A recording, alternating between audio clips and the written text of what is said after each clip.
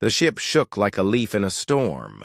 Zyla pressed her hands against the cold metal wall and tried not to fall. Red lights flashed everywhere. The alarm made a loud, scary sound that hurt her ears. "We're going down!" Captain Vex shouted from the front of the ship. "Everyone hold on!" Zyla looked around the small room. Her brother Kyle sat across from her. His blue skin was pale with fear. The light patterns on his face were dim. That meant he was very scared. Zyla felt scared, too. Her own light patterns were probably just as dim. The Villani people had traveled through space for many years, but they had never seen anything like this before. Pirates had attacked their ship without warning. The pirates wanted their cargo. They fired big guns at the ship and damaged the engine. Now they were falling toward a moon. Zyla looked out the small window. The moon looked gray and dead. No plants, no water, just rocks and darkness. "Impact in 30 seconds, someone yelled. The ship hit the ground hard. Zyla flew across the room and hit the wall. Pain shot through her leg. She heard metal breaking and people screaming. Then everything went dark. When Zyla woke up, her leg hurt very bad. She tried to move but couldn't. A big piece of metal had fallen on her leg. She was trapped. "Help!" she called out. "Someone help me!" She heard voices from somewhere in the ship. Her people were alive. That was good. But the voices sounded far away. "Zyla!" It was her brother Kale. "Where are you?" "I'm here," she shouted back. "I'm trapped. My leg is stuck." She heard footsteps running toward her. Kale appeared in the doorway. His face was cut and bleeding. Behind him came 3 other crew members. "Oh no," Kale said when he saw her. "The metal is too heavy. We need tools to move it." "Then get tools," Zyla said. Her leg hurt so much she could barely think. "We don't have time," said Dr. Yan. He was the ship's doctor. "The hull is cracked, air is leaking out, and there are creatures coming." "What creatures?" Zyla asked. Kale pointed out a broken window. In the distance, Zyla could see shapes moving in the rocks. They were big and dark. They moved like hunters. "The computer says they're called shadow maws," Dr. Yan said. "They eat anything that moves. They'll be here soon." "So we need to hurry," Zyla said. "Get me out of here." But her brother looked sad. Very sad. "Zyla, we found the escape pod. It still works. But it can only carry 4 people safely. There are 5 of us." Zyla felt cold inside. "What are you saying?" "The metal that trapped you weighs too much," Dr. Yan said. "If we try to move it, we'll waste time. The creatures will get here. We'll all die." "But you can't leave me," Zyla said. Her voice was small and scared. Kale knelt down next to her. Tears were running down his blue face. "I'm sorry, sister. I'm so sorry. But if we stay, we all die. If we go, at least some of us live." "Please don't leave me here," Zyla begged. "Please, I'm your sister." "That's why this is so hard," Kyle said. He touched her face with his hand. "But someone has to survive to tell our people what happened here. Someone has to warn them about the pirates." The other crew members were already walking away. They couldn't look at her. They felt too guilty. "We'll send help," Dr. Yan said. "As soon as we get home, we'll send a rescue ship." But Zyla knew better. This moon was far from home. By the time help came, she would be dead. The creatures would find her, or she would run out of air, or she would die from her hurt leg. "Kale, please," she whispered. Her brother kissed her forehead. "I love you, Zyla. I'll never forget you." Then he walked away. Zyla heard their footsteps getting quieter. She heard the escape pod starting up. She heard it fly away into the sky, and then she was alone. The silence was terrible. Zyla had never been alone before. The Villani people always lived together. They shared their thoughts and feelings. They took care of each other. But now there was no one. She tried again to move the metal piece. It was too heavy. Her leg was definitely broken, maybe her hip too. She could feel blood on her clothes. Outside, the creatures were getting closer. She could hear them making sounds, low, hungry sounds. They smelled blood. They smelled fear. Zyla started to cry. Not just because of the pain, not just because she was scared. She cried because her own people had left her to die. Her own brother had chosen to save himself instead of her. The Villani people were supposed to be kind. They were supposed to help each other. But when things got really bad, they ran away. They left the weak behind. Maybe that's why they had never been great explorers. Maybe that's why they always stayed close to home. They were too soft, too scared, too weak. The sounds outside were getting louder. The shadow maws were coming. Zyla closed her eyes and tried to be brave. But she was just a young Villani girl. She had never hurt anyone. She had never even seen a real fight. How could she survive on this dead moon with monsters hunting her? She couldn't. And deep down, she knew it. All she could do was wait for the end. Jake Martinez wiped the black blood off his knife. Another shadow maw was dead. That made 12 this week. The ugly things were getting easier to kill. He looked around the rocky cave where he had made his camp. 3 weeks ago, he had been dropped on this moon for a secret mission. He was supposed to watch the pirates and report back to his ship. Simple job. Easy money. But the pirates had spotted him somehow. They shot down his shuttle and left him stranded. Now he was stuck on this rock with nothing but his gear and his training. Most people would have died in the first day. This moon was a nightmare. No food, no water, just rocks and monsters that wanted to eat you. But Jake wasn't most people. He was a human colonial marine. He came from Earth. And Earth was the kind of world that made you tough or killed you. The Shadow Maws thought they were the top hunters on this moon. They were wrong. Humans had been hunting since they lived in caves. They had hunted mammoths with spears. They had hunted tigers with nothing but courage and brains. These crystal monsters were mean and fast, but they weren't smart. They always attacked the same way. Jake had figured out their patterns in just 2 days. He walked to the cave entrance and looked outside. The sun was setting. That's when the Shadow Maws came out to hunt. But tonight, Jake would be hunting them. His radio beeped. Someone was sending a distress signal. Jake picked up the small device and listened. "Help! Please help! I'm trapped!" The voice was weak and scared. It was speaking in the common trade language that most aliens used. Jake checked his scanner. The signal was coming from about 5 miles away. In the opposite direction from his pickup point, tomorrow, his ship would come back for him. He just had to reach the landing zone by noon. If he went to help whoever was sending the signal, he might miss his ride home. The smart thing would be to ignore the signal.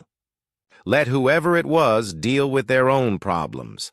Jake had his own life to worry about, but Jake had never been accused of being smart. He packed his gear. Food for 2 days, water for 3. His rifle had 6 shots left. His pistol had 12. He had 4 grenades and plenty of knife fighting left in him. Most importantly, he had something that the Shadow Maws didn't understand, something that made humans dangerous across the whole galaxy. He refused to give up. Jake left his safe cave and headed toward the distress signal. The moon's surface was covered in sharp rocks and deep cracks, easy to break an ankle if you weren't careful. But Jake had been walking on rough ground his whole life. He moved fast but quiet. The shadow maws hunted by sound and smell. They could hear a heartbeat from 50 yards away. But Jake knew how to move like a ghost when he needed to. After 2 hours of walking, he saw lights ahead. Some kind of crashed ship. The signal was coming from inside. Jake used his scope to look around. 3 shadow maws were circling the crash site. Big ones. They could smell prey inside the ship, but they couldn't get in yet. They were being patient, waiting for the right moment. Jake smiled. Patience was good, but humans had invented something better than patience. They had invented surprise. He pulled out one of his grenades. The shadow maws were standing close together. Perfect. The explosion lit up the night. 2 of the monsters died instantly. The third one turned toward Jake, angry and confused.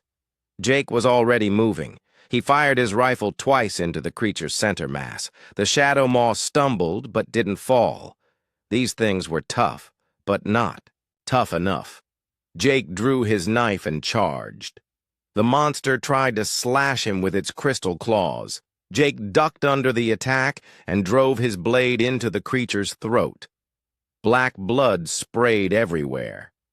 The shadow maw made a gurgling sound and fell over, dead. Jake stood over the bodies and laughed. "Welcome to Earth, you ugly bastards." He walked toward the crashed ship. The hull was cracked open like an egg. Air was leaking out slowly. Whoever was inside didn't have much time. "Hello?" Jake called out. "Someone in there need help?" "Yes," came a voice from inside. "Please, I'm trapped." Jake followed the voice deeper into the ship. He found her in what looked like a passenger compartment. She was young, maybe 20 years old in human terms. Her skin was blue and covered in glowing patterns. She had 4 arms and long, thin fingers. A big piece of metal had fallen on her leg. She was pinned down and couldn't move. "Don't worry," Jake said. "I'll get you out of there." The girl looked at him with wide, scared eyes. "What are you?" she asked. "I'm human," Jake said. He examined the metal piece. Heavy, but not too heavy, for someone with his training. "What's your name?" "Zyla," she said. "I'm Volani, my people. They left me here." Jake felt anger rise in his chest. Her own people had abandoned her, left her to die on this nightmare moon? "Well, they made a mistake," Jake said, "because now you've got me, and I don't leave people behind." He gripped the metal piece with both hands. "This is going to hurt when I lift it. Your leg is probably broken, but I'll be as gentle as I can." Zyla nodded. She was trying to be brave. Jake could see it in her eyes. He lifted the metal slowly. Zyla screamed in pain, but she didn't pass out. "Tough girl, can you move?" Jake asked. Zyla tried to stand and immediately fell. Her leg was definitely broken. "Maybe in 2 places." "Don't worry," Jake said. "I've carried heavier things farther distances." He made a quick splint from pieces of the ship. Then he gave her some of his water and a painkiller from his medical kit. "Listen to me carefully," Jake said. "We need to get out of here. This moon is full of monsters. But I know how to fight them. I know how to survive. If you do exactly what I say, I'll get you home safe. Deal?" Zyla stared at him. She had probably never seen a human before. Most aliens hadn't. Humans were new to the galaxy. Most species thought they were just another weak race that needed protection. They were about to learn different. "Why would you help me?" Zyla asked. "You don't even know me." Jake picked her up carefully. She was lighter than he expected. "Where I come from, we don't need a reason to help people. We just do it." He carried her out of the crashed ship and into the night. Behind them, more shadow maws were coming. They could smell blood and fear, but they were about to smell something else, something they had never encountered before. They were about to smell a human who was angry. Zyla had never seen anyone fight like this before. Jake moved like water and struck like lightning. When the first shadow maw charged them, he didn't run away. He didn't hide. He ran straight at the monster. The shadow maw was twice his size. Its crystal claws could cut through metal. Its teeth could bite through bone. But Jake didn't seem to care. He slid under the creature's attack and came up behind it. His knife went into the monster's back. The shadow maw screamed and spun around, trying to grab him. Jake was already gone. He rolled away and threw something small and round. It exploded next to the creature's head. The shadow maw fell down and didn't get up. "Holy shit," Jake said, breathing hard. "These things are uglier up close." Zyla stared at him. In her language, she asked, "What are you?" Jake looked at her and smiled. "I told you, I'm human. And where I come from, we're the monsters that other monsters have nightmares about." He picked her up again and started walking. Zyla's leg hurt terribly, but she tried not to complain. This strange creature was risking his life to save her. The least she could do was be brave. "How did you do that?" she asked. "How did you kill it so easily?" "Practice," Jake said. "I've been hunting these things for 3 weeks. They're mean, but they're not smart. They always attack the same way." "But you're so small," Zyla said, "and you only have 2 arms." Jake laughed. "Size doesn't matter if you know what you're doing, and humans learned a long time ago that brains beat brawn." They walked for an hour through the rocky landscape. Jake moved carefully but quickly. He seemed to know exactly where he was going. "Where are we?" Zyla asked. "About 15 miles from my pickup point," Jake said. "My ship comes back for me tomorrow at noon. We need to be there, or we're stuck on this rock forever." "Your people will come back for you?" Zyla asked. She sounded surprised. "Of course they will," Jake said. "We don't leave our people behind. Ever." Zyla felt ashamed.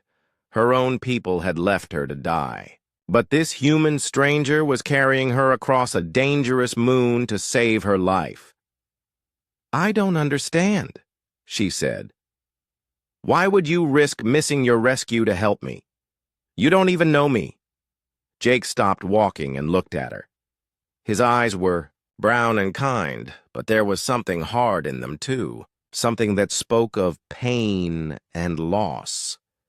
"Because it's the right thing to do," he said simply. "Where I come from, that's reason enough." They started walking again. Zyla tried to understand this strange creature.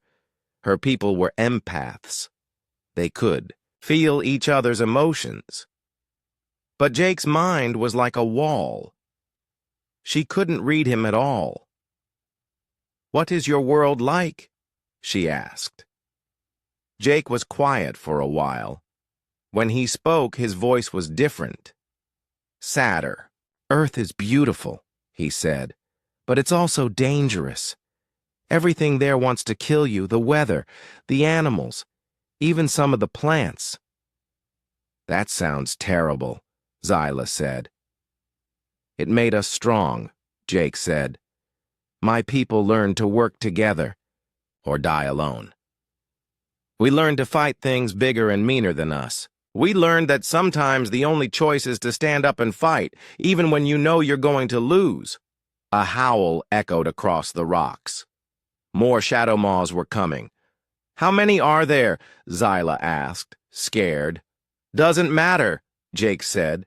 He set her down behind a large rock. "Stay here. Don't move, don't make any noise." "What are you going to do?" Jake checked his weapons, his rifle, his pistol, his knife. What humans do best. I'm going to kill some monsters. 3 shadow maws came over the ridge. They moved like cats, slow and careful. They could smell Jake and Xyla, but they couldn't see them yet. Jake stepped out from behind the rock. The monsters saw him and snarled. To them, he probably looked like easy prey, small and weak. They were wrong. Jake raised his rifle and fired. The first shadow maw's head exploded. The second one charged him. Jake dropped his rifle and drew his pistol. 3 shots to the chest. The monster stumbled but kept coming. Jake rolled to the side and came up with his knife. The shadow maw's claws missed his head by inches. Jake's knife didn't miss. It went into the creature's eye and out the back of its skull. The third shadow maw tried to run. Jake threw his knife like a spear. It hit the monster in the back of the neck. The creature fell and didn't move. Jake walked over and pulled his knife out. He cleaned the blood off on the dead monster's hide. "Is it over?" Xyla called out. "For now," Jake said. He came back and picked her up again. "But there will be more. These things hunt in packs." As they walked, Xyla watched Jake's face. He wasn't scared. He wasn't even upset. He looked calm, like killing monsters was just part of his daily routine. "Aren't you afraid?" she asked. "Of course I'm afraid," Jake said. "Fear keeps you alive, but I don't let it control me." "How did your people learn to be so brave?" Jake thought about that for a while. "We had to," he said finally. "On Earth, the cowards died young. Only the brave ones lived long enough to have children. But we Villani are peaceful," Xyla said. "We solve problems by talking. We don't fight." "That's nice," Jake said, "but sometimes talking doesn't work. Sometimes the only language monsters understand is violence." They walked in silence for a while. Xyla was starting to understand something important. Her people had always been protected. They lived on safe worlds with no real predators. They had never needed to fight for their lives. But this human came from a world where everything was trying to kill him, and instead of making him cruel, it had made him protective. He was willing to fight monsters not because he enjoyed it, but because it was the only way to protect the innocent. "Jake?" she said quietly. "Yeah?" "Thank you for saving me, for not leaving me to die like my people did." Jake looked down at her. His hard expression softened. "Don't thank me yet," he said. "We still have a long way to go, and a lot more monsters between us and safety." "I'm not afraid anymore," Xyla said, and she meant it. Jake smiled. "Good, because where we're going, being afraid won't help. But having a human on your side, that's something monsters should be afraid of." In the distance, more howls echoed through the night. Jake's grip on her tightened and his eyes went hard again. The real fight was just beginning.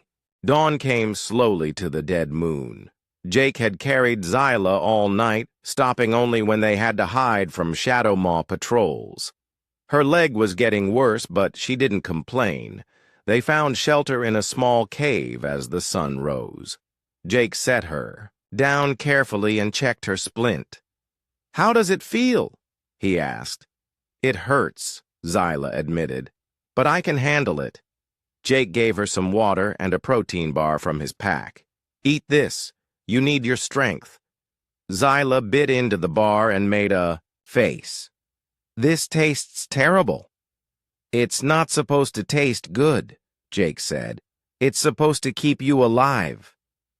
He sat down next to her and pulled out a small device. It looked like a map. "We're here," he said, pointing to a red dot. "The pickup zone is here." He pointed to another dot about 10 miles away. We have 8 hours to get there. Zyla looked at the map. Between them and safety was a valley full of caves. There will be more shadow maws in those caves, she said. Probably hundreds of them, Jake agreed. Maybe thousands. Then how do we get through? Jake smiled. It wasn't a nice smile. Very carefully, and very violently, he started pulling things out of his pack, strange devices that Zyla didn't recognize. What are those? She asked. Toys my people invented, Jake said. Flash grenades, smoke bombs, trip mines. Humans are really good at making things that go boom. But there are so many of them, Zyla said. How can we fight thousands of monsters? Don't fight them, Jake said. We outsmart them. He showed her his plan. They would move through the valley during the day when most shadow maws were sleeping. Jake would set traps along their path. If they were discovered, they would use the caves against the monsters. Shadow maws are pack hunters, Jake explained. They think like pack hunters, but humans learn to hunt packs. We know how they think. I don't understand, Zyla said. Jake picked up a small rock. Imagine this rock is a shadow maw pack. They always attack from the same direction. They always use the same tactics. Once you know the pattern, you can predict what they'll do. He threw the rock across the cave. Then you hit them where they don't expect it. As they prepared to leave, Zyla asked more questions about humans. She was fascinated by these strange creatures. How long have your people been in space? She asked. Not long, Jake said. Maybe 50 years. We're still new to all this. 50 years? Zyla was shocked. My people have been traveling space for thousands of years. How did you advance so quickly? We had to, Jake said. Earth was getting crowded, and humans don't like being trapped in one place for too long. What made you leave your world? Jake was quiet for a moment. War, he said finally. Humans are really good at war, sometimes too good. We nearly destroyed ourselves. Space gave us room to spread out before we killed each other. But you still fight, Zyla said. I've seen you kill monsters like it was easy. Fighting and war are different things, Jake said. I fight to protect people. War is about destroying your enemies. There's a difference. They left the cave and started across the valley. Jake moved like a ghost, placing his feet carefully on the rocks. He showed Zyla how to move quietly, how to breathe without making noise. The valley was full of caves, dark holes in the rock where monsters slept. Jake marked each one on his map. He needed to know where the danger was. They were halfway across when the first alarm went up. A shadow maw had smelled their trail. Its howl echoed through the valley. Run, Jake said quietly, but Zyla couldn't run. Her broken leg wouldn't let her. Jake picked her up and started moving faster. Behind them, more howls answered the first. The monsters were waking up. They were angry. How many? Zyla asked. Jake looked back. Dark shapes were pouring out of the caves, dozens of them, maybe hundreds. Too many to count, he said, but not too many to kill. He carried her to a narrow canyon between two rocks. It was a bottleneck. The monsters would have to come at them one or two at a time. Jake set Zyla down behind a boulder. Stay low, he said. Don't look up until I tell you. The first shadow maw rounded the corner at full speed. Jake shot it in the head. The second, one jumped over its body. Jake's knife took it in the throat. More came. Jake fought like a demon. His rifle barked again and again. When it was empty, he switched to his pistol. When that was empty, he used his knife. Bodies piled up in the narrow space. Black blood covered the rocks. The monsters kept coming, but they couldn't get past Jake. How is this possible? Zyla whispered. She had never seen one person fight so many enemies. Humans invented something called a last stand, Jake said, reloading his rifle. Sometimes one person in the right place can stop an army. The attack went on for an hour. Jake killed monster after monster. He used every trick he knew. Every dirty fighting technique humans had learned in thousands of years of war. Finally, the surviving shadow maws pulled back. They weren't used to prey that fought this hard. They needed time to think. Jake slumped against the rock wall. He was covered in cuts and bruises. His clothes were torn. But he was alive. "Are you hurt?" Zyla asked. "Nothing I can't handle," Jake said. He checked his weapons. "But we need to move. They'll be back with reinforcements." "How do you do it?" Zyla asked as he picked her up again. "How do you keep fighting when the odds are so bad?" Jake started walking toward the pickup zone. "Because giving up isn't an option," he said. "Humans learned a long time ago that sometimes you have to choose between being brave and being dead. But what if you can't win?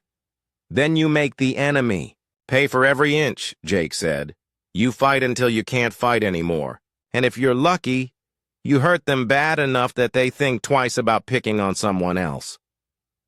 They could hear the shadow maws regrouping behind them. Soon, the chase would begin again.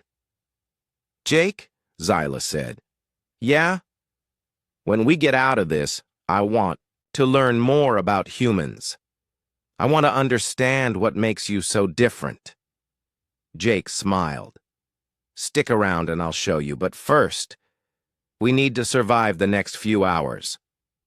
The howls were getting closer. The final race to safety was about to begin. The pickup zone was a flat area on top of a hill. Jake could see it in the distance. So close, but still so far away. Behind them, the shadow maws were coming. Not just a few this time. The whole colony. Hundreds of crystal monsters flowing across. The landscape like a dark wave. "There!" Zyla pointed up at the sky. A human ship was circling overhead. "Your people came back for you." Jake activated his radio. "Defiance, this is Martinez. I'm approaching the LZ with a civilian casualty. Request immediate pickup." A woman's voice crackled through the radio. "Jake, this is Captain Rodriguez. We see you on sensors, but there's a problem. The LZ is compromised. It's crawling with hostiles." Jake looked ahead. The flat area that was supposed to be their salvation was full of shadow maws. They had turned it into a nest. Hundreds of the creatures were waiting. "How many?" Jake asked into the radio. "Too many to count," came the reply. "We can't land safely. You need to find another way." Jake stopped running and set Zyla down. He looked at the nest, then at the army of monsters behind them. They were trapped. "What do we do now?"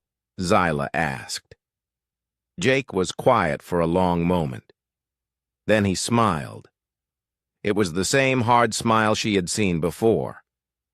"We do what humans do best," he said. "We make the impossible possible." He got back on the radio. "Rodriguez, I need you to hover directly over the center of the nest, as low as you can get without touching down." "Jake, that's suicide. There are hundreds of them down there." "Trust me, Captain. I have a plan." Jake started pulling his remaining equipment out of his pack. 3 grenades, 2 smoke bombs, and something else. A small device with a red button. "What is that?" Zyla asked. "Emergency beacon," Jake said. "If I press this button, it sends a signal to my ship. Tells them to extract me no matter what." Then, "Press it." "There's a catch," Jake said. "It only works once, and it has a range of 50 meters. I have to be right under the ship when I activate it." Zyla looked at the nest full of monsters. "You mean we have to go through all of them?" "Not we," Jake said. Me. I'm going to carry you through that nest and get you to the ship. That's impossible. Jake checked his weapons one last time. Zyla, let me tell you something about humans. We don't believe in impossible. We believe in difficult. And difficult just means you have to try harder. He picked her up and started walking toward the nest. The shadow maws saw them coming. They started making that terrible sound they made when they were excited about food. Jake, Captain Rodriguez said over the radio, whatever you're planning, we're with you. The whole crew is rooting for you. Thanks, Captain, Jake said. Tell Pilot Danny to keep the engines warm. This is going to get messy. The first shadow maws reached them when they were still 100 meters from the nest. Jake didn't try to fight them all. He threw a smoke bomb and disappeared into the gray cloud. Zyla couldn't see anything, but she could hear Jake fighting. The sound of his knife hitting crystal, the wet sound of blood hitting rocks, the screams of dying monsters. When the smoke cleared, Jake was still running. Dead shadow maws lay scattered behind them. How did you do that? Zyla gasped. Smoke confuses them, Jake said, breathing hard. They hunt by sight and smell. Take that away, and they're just big dumb animals. But now they were at the edge of the nest. Hundreds of shadow maws were waiting for them. There was nowhere to hide. Jake threw his last smoke bomb into the center of the nest. Then he did something crazy. He ran straight into the middle of it. Are you insane? Zyla screamed. Probably, Jake yelled back. The next few minutes were chaos. Jake ran through the nest like a man possessed. He used his knife when he had to. He used his fists when the knife wasn't enough. He used his head, his elbows, his knees. Every part of his body became a weapon. Shadow maws attacked from all directions. Jake twisted and turned, always moving forward, always protecting Zyla. Blood covered both of them. Some of it was Jake's. Most of it belonged to the monsters. 30 meters, Jake shouted. He could see the ship hovering overhead. Captain Rodriguez was bringing it down as low as she dared. A huge shadow maw, bigger than the others, stepped into their path. This one was different, older, smarter. It had scars from many fights. The Alpha, Jake muttered. Of course it had. To be the Alpha. The big monster roared and charged. Jake couldn't dodge with Zyla in his arms, so he did the only thing he could do. He charged back. The collision was brutal. Jake slammed into the monster like a missile. They went down together in a tangle of claws and fury. Jake rolled away and came up with his knife. The Alpha was already getting up. It was fast for something so big. Jake? Zyla screamed. More shadow maws were closing in from all sides. Jake looked, up at the ship, 20 meters away. So close. He made his choice. Jake grabbed Zyla and ran straight at the Alpha. At the last second, he dove to the side and rolled. The big monster's claws missed them by inches. Now! Jake pressed the emergency beacon. A bright light shot down from the ship. It hit Jake and Zyla and lifted them into the air. The transport beam pulled them up towards safety. The shadow maws jumped after them, but they couldn't reach high enough. Jake and Zyla disappeared into the belly of the ship. They landed on the transport pad with a thud. Human crew members surrounded them immediately. Medical. Team to Transport Bay, someone shouted. Captain Rodriguez was there. She was a tough-looking woman with gray hair and kind eyes. Jake Martinez, you crazy bastard. I should court-martial you for that stunt. But you won't, Jake said, grinning. No, I won't, because you just pulled off the most insane rescue I've ever seen. They took Zyla to the medical bay. Human doctors worked on her broken leg. They were gentle but efficient. Different from Villani doctors, but just as skilled. Later, when Zyla Was feeling better, Jake came to visit her. "How are you doing?" he asked. "The doctors say my leg will heal completely," Zyla said. "They're very good." Yeah, human medicine has come a long way. Zyla was quiet for a moment. Then she asked, "Jake, why did you do it? Why did you risk everything to save me?" Jake sat down next to her bed. "Because that's what humans do. We protect people who can't protect themselves. But I'm not human. I'm not even your species." "Doesn't matter," Jake said.